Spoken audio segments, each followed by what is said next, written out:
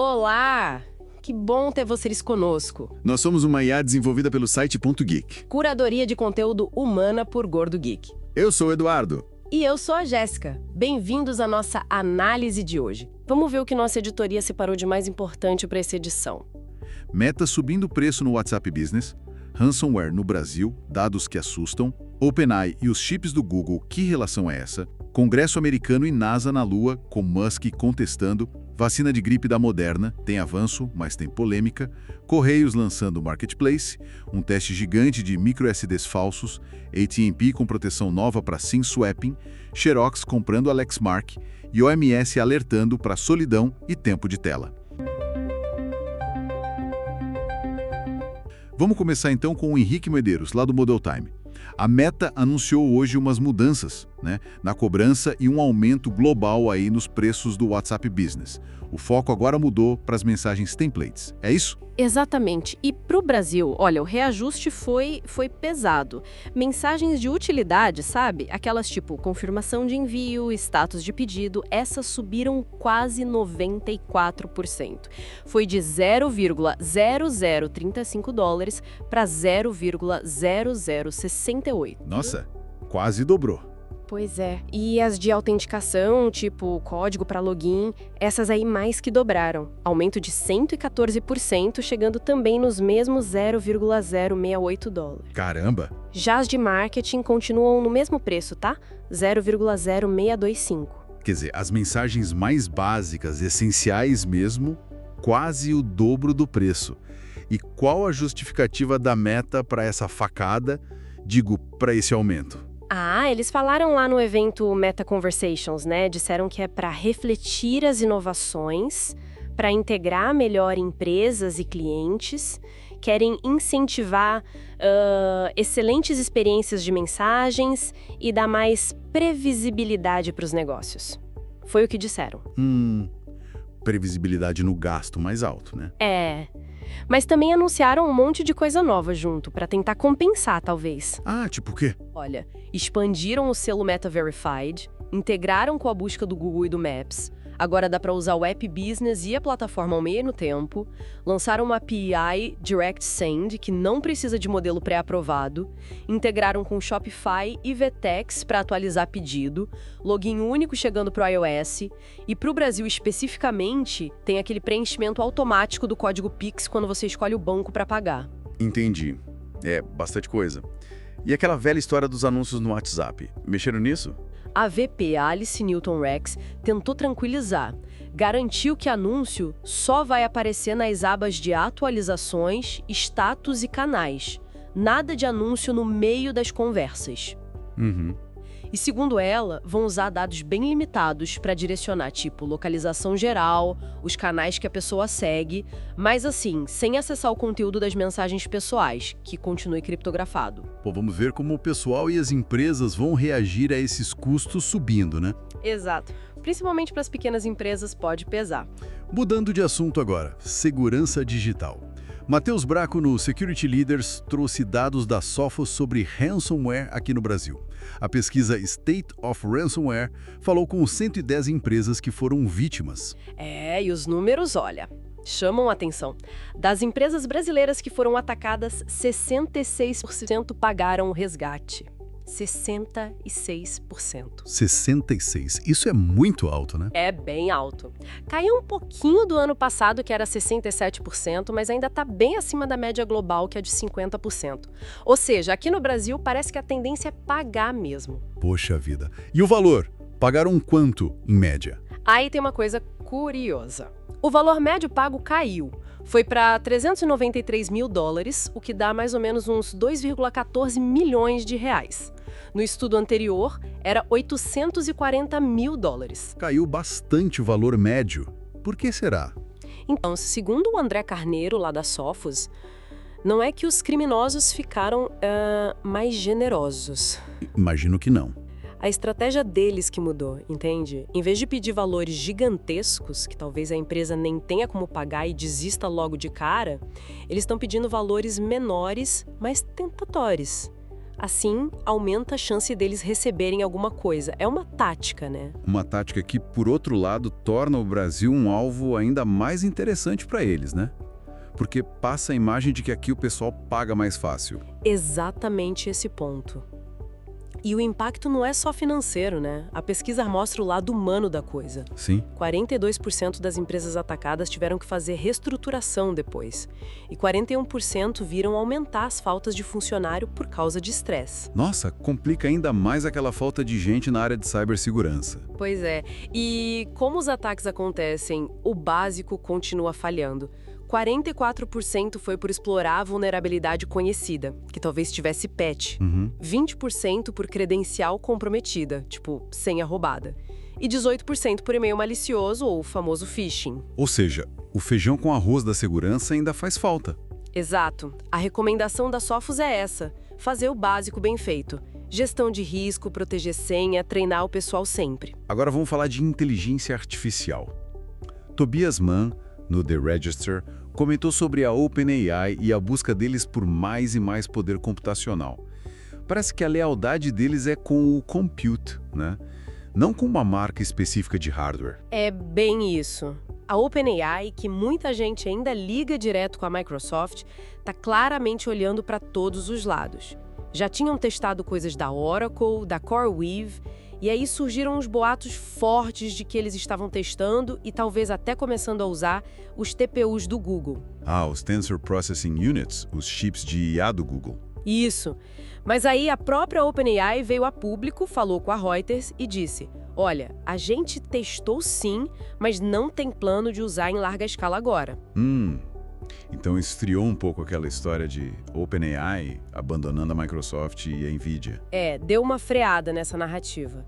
Mas é importante lembrar, a OpenAI já usa hardware variado faz tempo. Usaram os chips Maia da própria Microsoft, usam aceleradores da AMD, os Instinct MI300. Eles fizeram questão de dizer que a AMD continua parceira importante. E estão até fazendo chip próprio, né? Exatamente. Então, assim, testar os TPUs do Google faz todo sentido. O Google mostrou que esses chips são bons com os modelos Gemini deles. E eles oferecem umas configurações bem flexíveis. É natural querer ver como funciona. Tá, mas se faz sentido, por que não usar agora? Qual pode ser o motivo dessa pausa? Olha, pode ser um monte de coisa, né? Talvez o desempenho nos testes específicos da OpenAI não foi tão espetacular assim, ou talvez o Google ainda não tenha TPUs suficientes disponíveis na nuvem para a escala que a OpenAI precisa. Custo também, pode ser. Custo por token processado é sempre um fator importante. Mas o artigo do The Register levanta uma hipótese bem provável: o esforço de engenharia para adaptar o software. Ah, o código dele está otimizado para GPU, principalmente NVIDIA. Exato. Mudar tudo para rodar bem na arquitetura diferente dos TPUs dá um trabalho gigantesco. Se não tiver uma garantia muito clara de um ganho enorme de performance ou custo, talvez não valha a pena o investimento neste momento. Entendi. Eles continuam caçando o poder de fogo onde quer que ele esteja. Faz sentido. Agora vamos para o espaço. Matéria da área lá molhou daí na TechCrunch. O Senado dos Estados Unidos aprovou o orçamento do presidente Trump e veio uma grana extra aí, 10 bilhões de dólares para o programa Artemis da NASA. Aquele para voltar para a Lua. Sim, e esse dinheiro já tem nome e sobrenome. A maior parte, 4,1 bilhões de dólares, vai para construir mais foguetes SLS, o Space Launch System, especificamente para as missões Artemis 4 e 5. O famoso foguete gigante da NASA. Esse mesmo. E outros 2,6 bilhões vão para a Estação Espacial Lunar Gateway, ou seja, dinheiro direto para gigantes tradicionais como Boeing e Northrop Grumman, que tocam esses projetos. O que deve ter deixado gente como Elon Musk, da SpaceX, bem irritado, né? Ele e outros críticos, tipo Jared Isaacman, que quase virou chefe da NASA. Exato. Eles vivem criticando o SLS, dizem que é um conceito antigo, um foguete totalmente descartável e o custo é absurdo. A própria NASA estimou uns 2,5 bilhões de dólares por lançamento. 2,5 bilhões por lançamento? É muito dinheiro. Demais. O Musk já chamou o SLS de foguete do Senado lá em 2020, né? Tirando sarro do lobby político. E o Isaacman, quando estava sendo sabatinado para chefiar a NASA... Antes do Trump tirar o nome dele. Isso, ele questionou os custos abertamente. Disse que não via o SLS como solução de longo prazo para a Lua e Marte. A relação Musk-Trump continua interessante, digamos. É curioso porque no orçamento que o próprio Trump propôs em maio, a ideia era parar o SLS e a cápsula Orion depois da Artemis 3.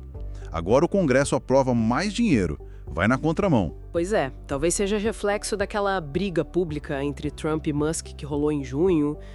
Quem sabe? Pode ser. E o que mais tem nesse orçamento espacial? Tem 700 milhões para um novo satélite de comunicação para Marte, 1,25 bilhão para manter a Estação Espacial Internacional funcionando e, olha que curioso, 325 milhões para a SpaceX começar a desenvolver a nave que vai tirar a ISS de órbita no fim da década. Parte de um contrato maior de 843 milhões. Ou seja, dinheiro para todo mundo. Para a velha guarda e para a nova guarda do espaço. Interessante. Mudando da Lua para a saúde. Beth Mole, na Ars Technica, trouxe uma notícia boa da Moderna. A vacina deles de mRNA para gripe sazonal, a mRNA 1010, se saiu melhor que a vacina padrão num teste grande. Sim, resultados bem promissores de fase 3. Fizeram um estudo com quase 41 mil pessoas, de 50 anos para cima, e a vacina da Moderna foi 26,6% mais eficaz em prevenir gripe, confirmada em laboratório, comparando com a vacina comum. 26% a mais de eficácia. É bastante coisa. É, sim. E no grupo com 65 anos ou mais, a diferença foi ainda um pouquinho maior, 27,4% mais eficaz. Isso confirma os dados anteriores que já mostravam que ela criava uma resposta imune mais forte, né? Uma ótima notícia, ainda mais depois daquela temporada de gripe 2024-2025 que foi bem forte, né? O CDC lá nos Estados Unidos estimou umas 770 mil hospitalizações. Pois é.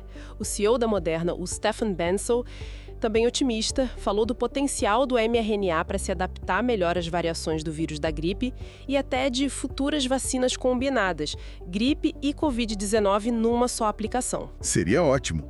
Mas a matéria da Ars Technica também levanta uma questão, um pouco preocupante, né? Sobre o cenário lá nos Estados Unidos. Exato.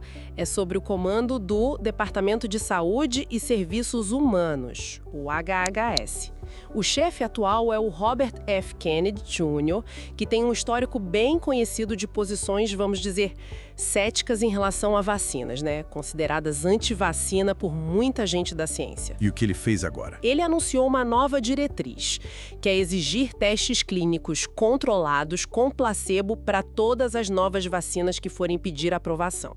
Todas. Peraí, usar placebo para uma doença que já tem vacina eficaz. Isso não é antiético? Deixar gente sem proteção? É exatamente essa a grande crítica da comunidade médica e científica. Consideram antiético não oferecer a melhor proteção disponível num estudo, especialmente para doenças que podem ser graves. E ele já tinha tido outras ações nessa linha, né? Sim.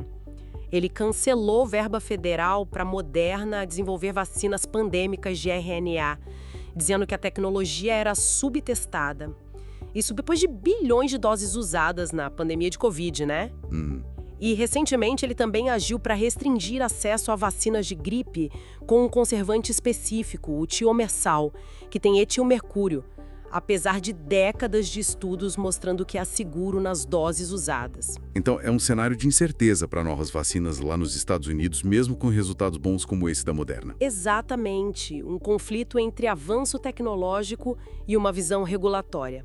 Bem particular. Agora, notícia aqui do Brasil. Varejo. Emerson Alecrim, lá no Tecnoblog, contou que os Correios lançaram hoje uma loja virtual própria. Um marketplace chamado Mais Correios. É isso aí. Uma tentativa grande dos Correios de diversificar a receita, né?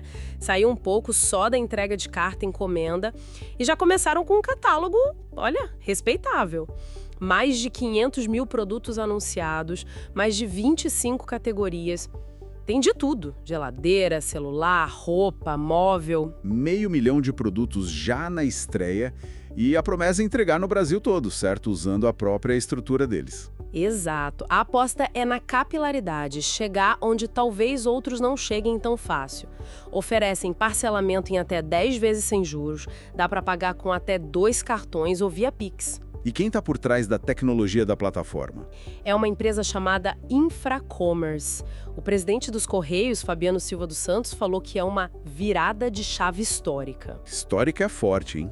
Mas é um passo importante para ele, sem dúvida. Principalmente com a situação financeira que não anda boa, né? Pois é. Tiveram um prejuízo de 1,72 bilhão só no primeiro trimestre de 2025. Então precisam de novas fontes de renda urgentemente. Mas o desafio, nossa, é gigante. Competir com quem já está aí. Mercado Livre, Amazon, Magalu, Shopee, esses monstros do e-commerce. Exatamente.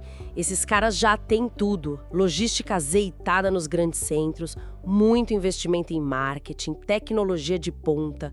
Os Correios estão apostando na força da marca, na confiança que o brasileiro tem neles, né? Especialmente no interior. É verdade, a marca Correios é muito forte. Mas transformar essa confiança em venda online, garantir que a compra seja fácil, que a entrega funcione bem, vai ser um teste de fogo para o Mais Correios. Vamos acompanhar. Agora, tecnologia de armazenamento. Uma história curiosa que o Mark Tyson trouxe na Tom's Hardware. Um projeto chamado The Great Micro SD Card Survey, a grande pesquisa de cartões micro SD, de um cara chamado Matt Coe. E olha, quando ele chama de grande, não é exagero. É um trabalho de investigação quase obsessivo. Começou em julho de 2023. O Colen montou uma parafernália, 8 computadores ligados em quase 70 leitores de cartão micro SD. E isso roda 24 horas por dia, 7 dias por semana, escrevendo dados sem parar.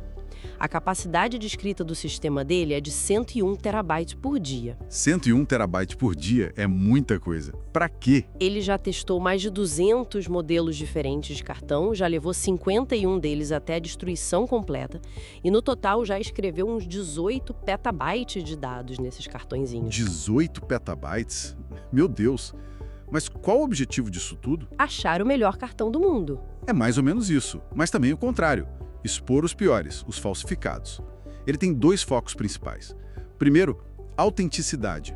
Ele checa o fake flash. Ah, o cartão que diz que tem 1 tera, mas só tem 64 GB. Exatamente esse. E ele também identifica o skimp flash, que é mais sutil. A capacidade real é só um pouquinho menor que a anunciada. E ele achou isso até em marca famosa, tá? Puxa. E além da capacidade, o que mais ele testa? Performance e velocidade de leitura e escrita, para ver se bate com o que está escrito no cartão. Aqueles símbolos, V30, A1, sabe? E o mais legal, durabilidade. Ah, o teste de resistência. Ele escreve e apaga até o cartão pedir água. Basicamente isso. Escreve, apaga, até começar a dar erro. E aí saíram umas coisas interessantes. Por exemplo, cartão de marca comprado na Amazon durou mais, em média, que os comprados no AliExpress. Interessante. E os cartões fake flash morrem rapidinho, claro. A durabilidade média varia muito. Os melhores aguentaram em média 3.166 ciclos de escrita antes do primeiro erro, os piores só 1.594. E tem marca que se saiu bem ou mal? Sim. SanDisk teve uma média ótima, 4.634 ciclos. Kingston também foi bem, 3.555 ciclos. Agora, a pior marca conhecida que ele testou foi a Lenovo, com só 291 ciclos em média. Nossa, Lenovo. Que inesperado. Pois é, e alguns genéricos sem marca nenhuma falharam com menos de 30 ciclos. Foi o caso de um que falhou com 27. 27 ciclos, não dá pra nada. E qual o campeão dele tem agora? Ele elogiou bastante o Kingston Canvas Go Plus, de 64 GB. Disse que a performance é ótima, mas tinha um pequeno skimp flash. A capacidade real era 62,2 GB. Ah, sempre tem um porém, mas é um trabalho incrível, né? Um serviço de utilidade pública. Com certeza. E a pesquisa continua, ele aceita doações de cartão para testar. Quem usa muito o microSD devia dar uma olhada nesse trabalho dele. Seguindo na segurança, mas agora de celular. Emma Roth, no The Verge, noticiou que a AT&T, uma das gigantes de telefonia lá dos Estados Unidos, lançou um recurso novo, chama Account Lock. É para proteger contra SIM swapping. Ah, o golpe da troca de SIM. Esse é um pesadelo, né? Tem ficado bem comum. Explica rapidinho como funciona o golpe, para quem não lembra. Basicamente, o criminoso usa engenharia social, liga para a operadora, se passando por você, inventa uma história que perdeu o celular, que o chip quebrou e convence o atendente a ativar o seu número de telefone num chip que está com ele, com o bandido. E aí? E aí o seu chip para de funcionar e o bandido começa a receber suas chamadas, seus SMS, inclusive os códigos de verificação em 2 etapas 2FA que banco, e-mail, rede social mandam por SMS. Com isso, ele invade suas contas. É terrível. E esse account lock da AT&T, como ele ajuda? Ele cria uma trava extra na conta. Quando está ativado, ele impede que façam alterações críticas sem uma verificação mais forte. Tipo, transferir o número para outro chip, que é o SIM swap, trocar o cartão SIM, mudar endereço de cobrança, até fazer upgrade de aparelho fica bloqueado. Entendi. É uma camada a mais de proteção contra essas mudanças não autorizadas. Exato. E o cliente ativa e desativa pelo aplicativo da AT&T, o My AT&T. E para garantir que o próprio bandido não desative o bloqueio... Boa pergunta. A AT&T diz que manda a notificação por e-mail para o titular da conta e um SMS para todos os números ativos naquela conta sempre que o status do account lock muda. Se ativou ou se desativou, todo mundo fica sabendo. Parece uma boa ideia. Outras operadoras já tinham algo parecido, né? Sim, T-Mobile, Verizon, até o Google Fi já ofereciam proteções nesse sentido. A AT&T estava testando isso desde o começo do ano e agora lançou oficialmente. Amém. Com certeza, ajuda muito. Mas, vale sempre repetir, a melhor defesa contra a engenharia social ainda é a gente ficar esperto, desconfiar. Nenhuma tecnologia é 100% à prova de erro humano se a gente cair na conversa do golpista. Agora uma rapidinha do mundo dos negócios. Veio do Slashdot, citando Nerds.xyz e Brian Fagioli. A Xerox comprou a Lexmark. Isso mesmo, 2 gigantes aí do mundo da impressão se juntando. A Xerox pagou 1,5 bilhão pela Lexmark. Esse valor já inclui dívidas e outras obrigações que a Xerox assumiu.